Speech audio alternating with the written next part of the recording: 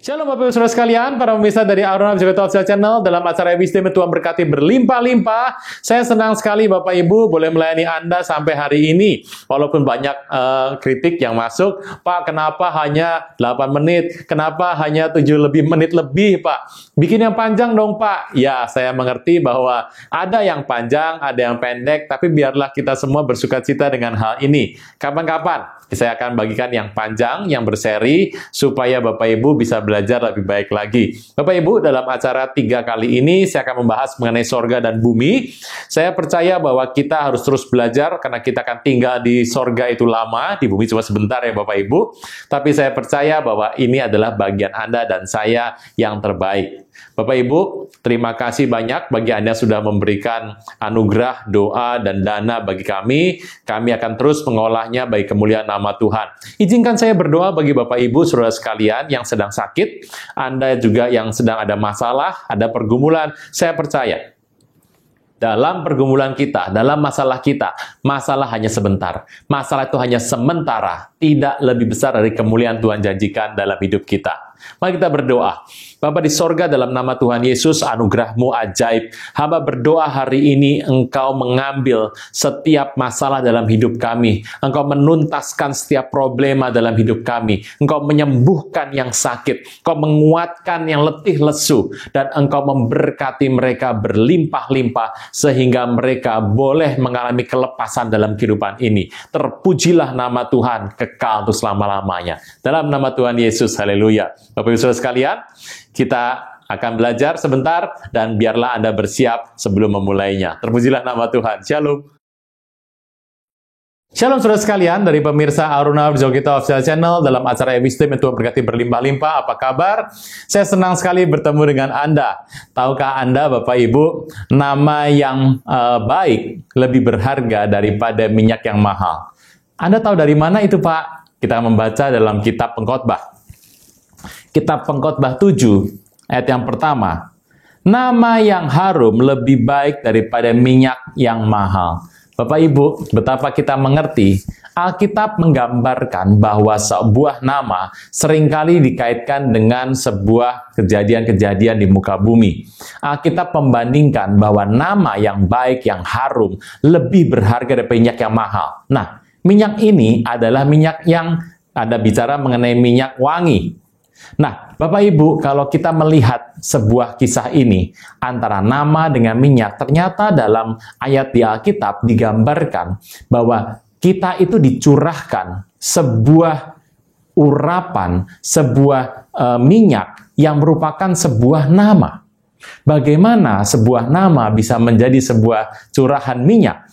Bagaimana nama itu yang diberikan kepada kita justru menjadi minyak itu? Apa kaitannya? Bapak Ibu Saudara sekalian, mungkin Anda bertanya-tanya tentang hal ini. Tetapi kita mengerti bahwa ini ditulis dalam kisah, dalam Kidung Agung. Nah Bapak Ibu, ada hal yang menarik. Satu ketika kalau kita membaca dari kisah dari Kidung Agung Salomo, Anda akan menemukan satu hal yang luar biasa sekali.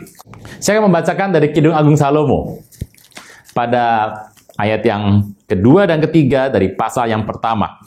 Kiranya ia mencium aku dengan kecupan, karena cintamu lebih nikmat daripada anggur. Harum bau minyakmu, bagaikan minyak yang tercurah namamu. Oleh sebab itu gadis-gadis cinta kepadamu. Ada hal yang menarik, ada hal yang perlu kita telusuri sini. Bagaikan minyak yang tercurah namamu. Bapak Ibu Saudara sekalian, itu adalah hal yang kita baca di kisah Kidung Agung Salomo, dan seringkali itu menimbulkan pertanyaan. Seperti minyak yang tercurah namamu, kok bisa nama seperti minyak yang tercurah? Itu apa artinya? Bapak Ibu, kalau Anda dalam kondisi jatuh cinta, Anda pasti pernah ya, itu dalam kondisi di mana Anda terbuai dengan pikiran Anda dan Anda merasa sukacita, Anda merasa senang, Anda merasa bahagia, Anda bergembira, karena Anda tahu bahwa sosok orang yang Anda kasih itu, Anda terbayang-bayang selalu. Nah, berapa Bapak Ibu mengerti dalam hubungan ini, Dalam kisah Kidung Salomo ada digambarkan seorang putri, Salomo dengan seorang putri, dan itu merupakan sebuah hubungan yang baik. Kidung Agung ini adalah kisah yang menarik sekali. Bapak Ibu, kalau Anda mengerti, Salomo menulis kitab Kidung Agung ini sebetulnya waktu masih muda. Waktu istrinya juga belum banyak, masih di bawah angka 100, masih 80 dan 60. Bapak Ibu, kalau Anda melihat kisah ini, Salomo jatuh cinta pada seorang gadis. Dan itu dia curahkan dalam sebuah tulisan yang disebut Kidung Agung. Masalahnya dalam bentuk sastra, kemudian dialih bahasa, menjadi sulit untuk mengerti. Tapi kita melihat bahwa dalam kisah Kidung Agung itu adalah kisah percintaan yang begitu indah antara seorang raja dan umatnya. Dan seorang dari gadis yang seorang gembala, seorang gadis yang mungkin jaraknya antara jauh dengan Salomo. Tapi Bapak Ibu, kalau Anda melihat dari hubungan itu, kita melihat gambaran yang luar biasa bagaimana Tuhan mencintai manusia yang menjadikan ini sebagai sebuah rahasia yang luar biasa. Nah, Bapak Ibu, dalam kisah Kidung Agung dituliskan bagaimana nama menjadi sebuah curahan minyak yang luar biasa. Jangan tunda menerima Yesus. Hanya Yesus yang sanggup melepaskan Anda dari kesalahan dan dosa. Selalu ada waktu bagi Dia, tetapi tidak selalu ada waktu bagi Anda. Mari, ikuti saya mengucapkan doa berikut dengan yakin. Tuhan Yesus, ampuni semua kesalahan dan dosaku. Saat ini dengan sadar dan rela, aku mengundang Engkau sebagai Tuhan, Raja, dan Juru Selamat hidupku. Terima kasih Tuhan Yesus untuk namaku telah dicatat dalam kitab kehidupan. Amin. Saya mengerti ada beberapa pandangan dari kisah ini yang mengatakan, oh itu ada tulisan Salomo terkait dengan seorang wanita bernama Sulamit. Ada yang bilang begitu. Di luar itu semua, saya mau membicara bahwa ini adalah bicara hubungan manusia yang luar biasa sekali. Tapi ketahuilah bahwa Anda mengerti bahwa cerita dari Kidung Agung Salomo juga bicara mengenai hubungan lebih tinggi, yaitu antara Tuhan dan manusia. Ya, Tuhan dan manusia. Dan hubungan ini digambarkan begitu indah, ada satu kata, minyak yang dicurahkan. Tapi minyak itu adalah nama. Bagaimana minyak terkait dengan nama? Bapak Ibu Saudara sekalian, kalau kita mengingat ini, saya teringat satu hal dalam kitab Perjanjian Baru, dalam kitab Yohanes yang pertama, kita akan membaca sekalian, kitab Yohanes yang pertama, ayat yang ke-41. Andreas mula-mula bertemu dengan Simon saudaranya, dan ia berkata kepadanya, kami telah menemukan Mesias.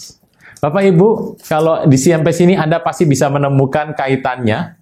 Kalau kita melihat, ternyata minyak yang dicurahkan itu sebuah nama. Nama siapa? Apa artinya itu? Tuhan memberikan itu kepada orang-orang yang dijanjikannya untuk menikah dengan Dia. Dan dijanjikan itu akan terjadi waktu kita diangkat. Satu hal yang merupakan sebuah rahasia besar bahwa Tuhan akan menikah dengan umatnya yang dijanjikan. Yang dijanjikan ini adalah merupakan sebuah rahasia yang diketahui oleh Anda dan oleh saya. Nah, hubungan dari Tuhan dan manusia ini yang dicurahkan adalah nama. Jadi minyak yang Tuhan berikan kepada manusia itu, yang wangi, yang segar, yang kudus, itu adalah sebuah nama. Dan nama itu adalah nama yang disematkan kepada orang-orang pilihan Tuhan nanti yang akan dinikahi oleh Tuhan. Nah, saudara Tuhan, kalau kita melihat nama siapa sebetulnya? Anda tahu bahwa dalam budaya Yahudi, Yesus Kristus, kata Kristus, Kristos, itu diambil dari bahasa Yahudi Mesiah.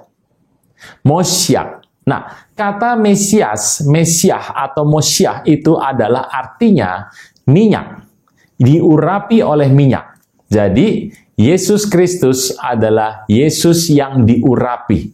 Nah, diurapi dengan apa? Dengan minyak. Ternyata barang siapa menerima Tuhan Yesus, dia sudah menerima satu nama yang menjadi pengurapan dalam hidupnya, sehingga hidupnya berbeda.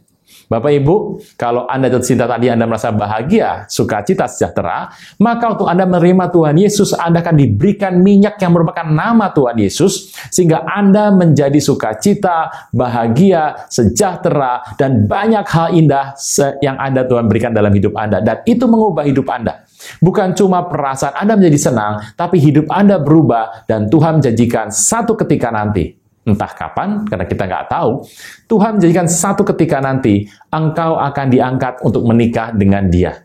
Ini adalah rahasia yang besar. Paulus mengatakan bahwa cerita itu adalah rahasia yang besar, di mana Tuhan akan menikahi umatnya, dan waktunya hanya Tuhan yang tahu. Nah, saudara Tuhan, itu adalah indah sekali.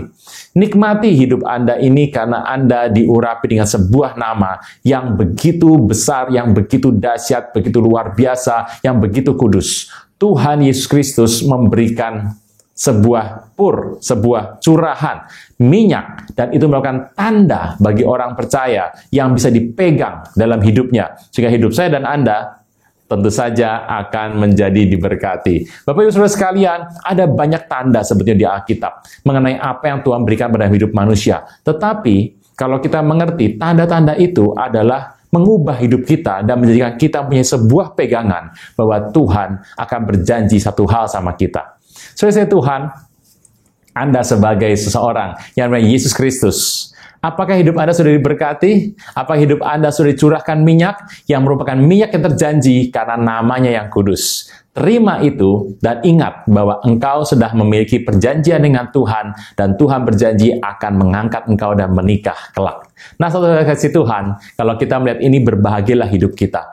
Ternyata dalam hidup di muka bumi ini, Tuhan telah memberikan satu hubungan yang baik, satu curahan yang baik, satu perjanjian yang baik, supaya kelak kita bisa bersama dengan Tuhan. Saudara Tuhan, itulah janji Tuhan yang luar biasa sekali dalam kehidupan Kristen hari-hari ini. Shalom.